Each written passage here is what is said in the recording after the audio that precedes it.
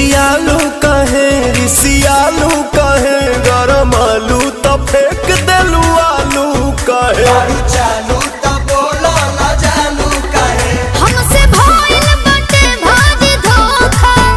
एही आलू के मिस देब चोखा बुझाई